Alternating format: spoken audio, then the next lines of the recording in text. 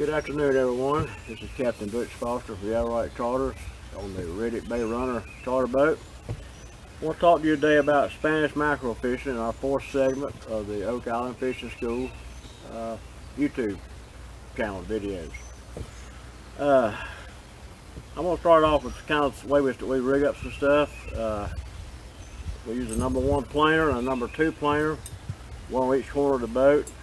We use heavy swivels attached to them for ease of changing them out, because if they're biting on one, not the other, then we'll change this one out to a 2 or vice versa. So we do that right there. Our leader material, we use line. I use fluorocarbon line. I don't like leader. Leader's kind of stiff and unforgiving. The line's a little more supple. Here's a 15-pound test tri-lane, 100% fluorocarbon. Or I like the 17-pound test banished fluorocarbon, but again, I use line and not leader. I use that for the player. Now, we use a trolling rig, a weighted rig. We have a swivel on it, and the reason for this is because if you're biting on the planers and not biting on this, I can take this off and put a planer on and have a third planer one down the middle. I'll put 20 to 40 feet of line. Sometimes they can be real terminal tackle shy. So I'll put 20 to 40 feet of line on the end of here. Then put the Clark spoon. I like the new Clark spoon that has the ball bearing swivel. That way I don't have to put a ball bearing swivel on the end of my leader. It's already on the spoon. And this is a real good color for our area, the pink flash on silver. Okay, well that, another type we do is a bird rig. And on the bird rig, a lot of times we will put, well, here's a bird rig right here I'll show you that you can buy in the store already rigged up. But I like to use a mackerel tree on my bird rig. And here's one that's in the pack. And I will take this clip off of the bird rig, and I will put a ball bearing swivel on the end of it and put a Clark spoon on the end with that swivel. And now that, right there's your bird rig. With the mackerel tree and a spoon on the end. This is up on top flashing in the water. It looks like a whole school of little fish are chasing a school of fish, because it's making the water splash all over the thing, and it's a real deadly thing. In fact, I've actually got pictures on my website where we've had like 5 Spanish mackerel hanging on this at one time. Go through the school and load every one of them up with Spanish mackerel. So it's an exciting way to fish sometimes using that.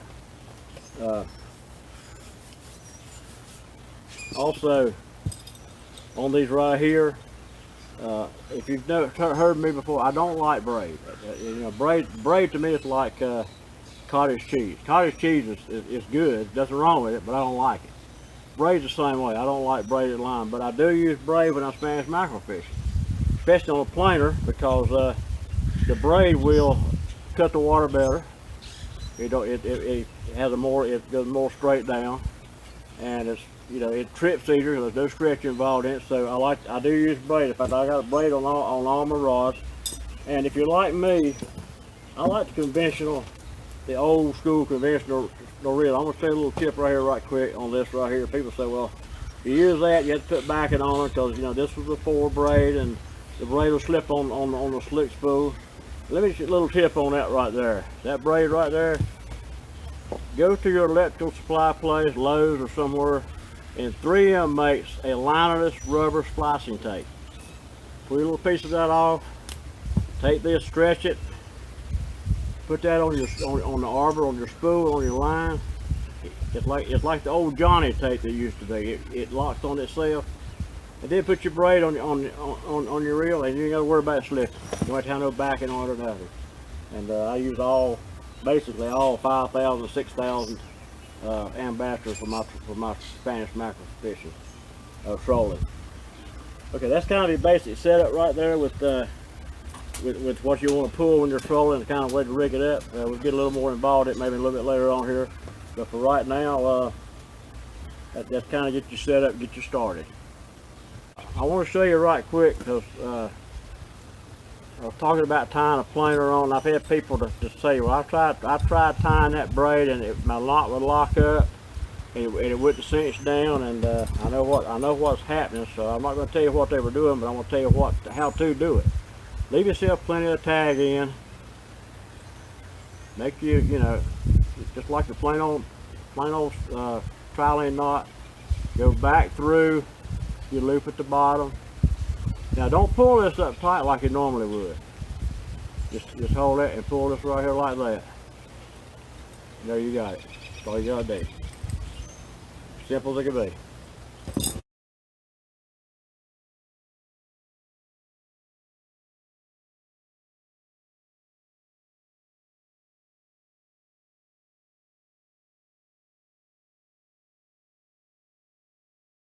Hey, welcome back. I want to give you a few little tips on trolling. A few little things that I've learned over the years. One of them in particular that I will emphasize a little more on. But one of them is when you're trolling for Spanish, try to troll slow S curves, or what that's going to do is if you're trolling and you're getting bites, pay attention. If you're let's just say you're going to the right and you get a bite on the starboard side of the boat, and then that's telling you that you need to slow down a little bit. Just the opposite, if you just start getting the bite on the port side of the boat while you're in that S, you need to speed up a little bit. So just trolling kind of slow S turns until you kind of key in on the speed, and that'll help you eliminate, trying to find out what to do. Now, if you're on a school of bait, try to circle that bait. Try not to go through the bait. Try to circle it, and generally you'll have birds around that's feeding, that's kind of giving indication. Just kind of watch and see which way the bait is moving. And where I'm getting at with the bait moving is you want to try to stay out in front of it all you can. You don't want to make the circle and come around and cut through it. You want to just make a wider circle each time to stay in front of where the bait is going.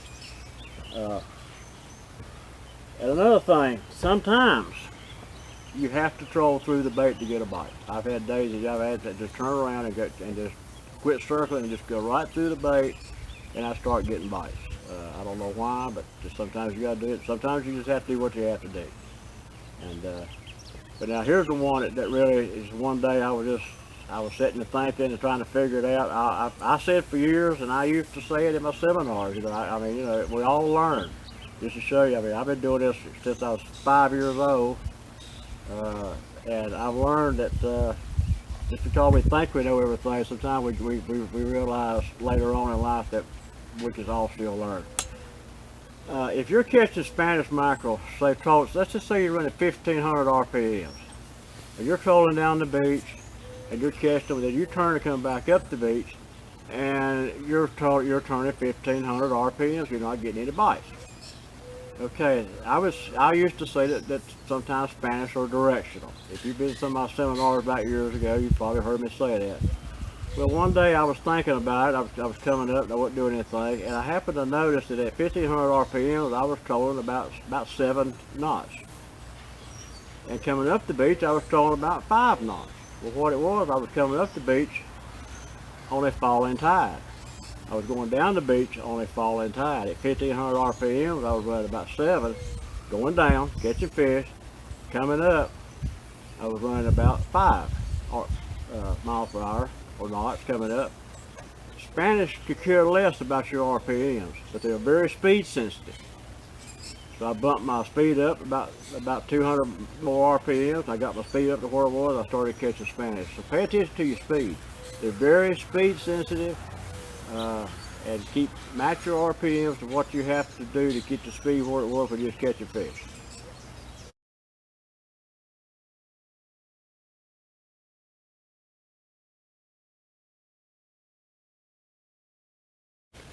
Okay, let's talk a little bit about where I place the rods and stuff on the boat whenever I'm trolling for Spanish. I have a diagram here that we'll have put up on the screen a little bit later on. But I will put my 2 planer rods, one in each corner, back corner. The one on one and then number 2 in the other. And then again, like I said earlier, pay attention to if you're getting all the bites on one side of the planer, remember the swivel. It's time to change it out. 2 of those. Okay. my weighted line, my weighted line with the trolling weight and all, I would put it in the center, either on the transom in the back, or up on the rocket launcher, and I would put it probably uh, 50 feet further back than what the planers are running. And now the bird rod, I will put it up off the T-top or the highest point on the boat that I got. And if I don't, if I have a boat that doesn't have a T-top, I'll just put it on one of the corner, not corner, but one of the side holders. And that's kind of what I call the last chance rig. You put it way back, and you'll know you got a fish on it because you'll see the rod bend over when you get one on it. So that's basically where I set my 4 rods up for trolling. When I put my planers down, I'll try to set them down at trolling speed, which is between 5 and 7 knots. Get it started. At a number 1 planer, I hold the line with the spool. I hit the release button. I will count it down 1, 2, 3, 4, 5, 6, 7, 8. Put it in gear. That's the number 1 planer. Number 2 planer, I will go release it. Go 1, 2, 3, 4, 5. And put it in gear, and those 2 numbers for those planers have caught me countless, who knows how many fish over the years. That kind of gives you a little control. You don't have to hit the button, just let it just go out and go out and go out, because you have no idea where you are. Start with a number 8 count, number 5 count, and I think you'll do good with those 2 numbers right there.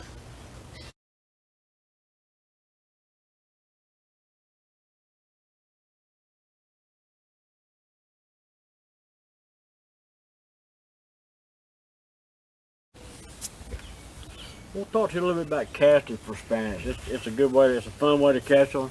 It can be very productive.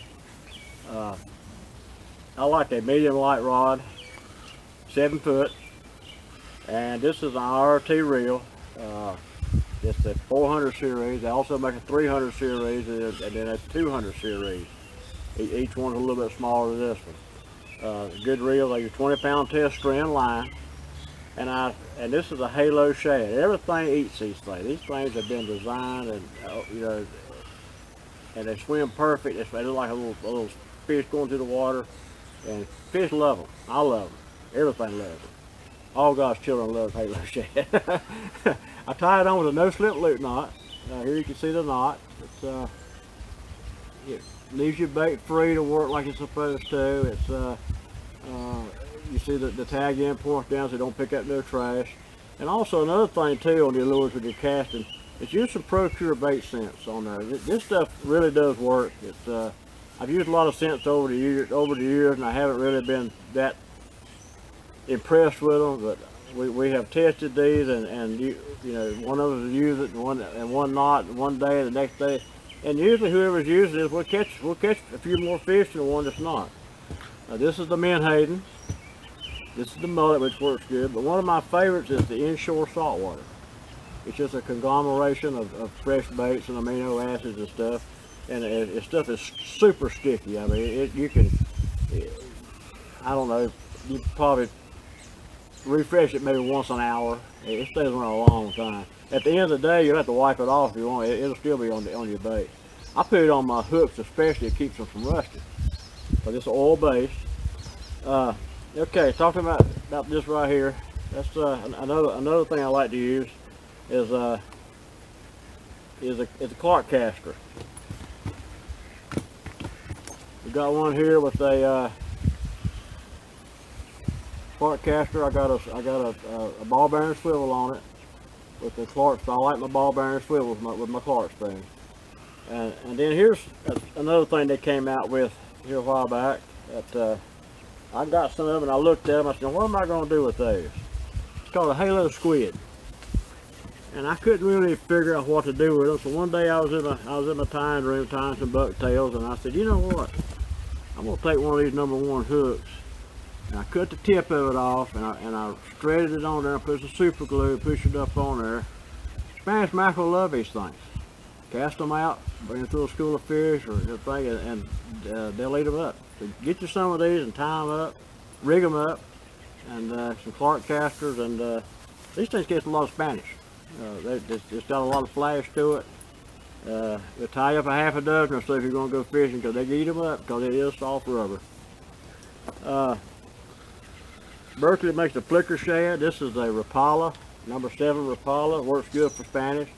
Yeah, a crankbait, put just some Procure on that.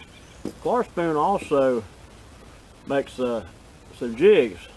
And Clark Spoon, they are one of the sponsors of this school, so you know we use their products and we like them. If we didn't like them, we wouldn't support them. There's 4 of them. You have a shad jig, a stick jig, a minnow jig, and a chrome jig. They come in all different sizes. These cast cast a country mile and cast them out, wind them back fast, and you know, Spanish eat them up. They like them. If you're casting not catching nothing, you're not where the Spanish are.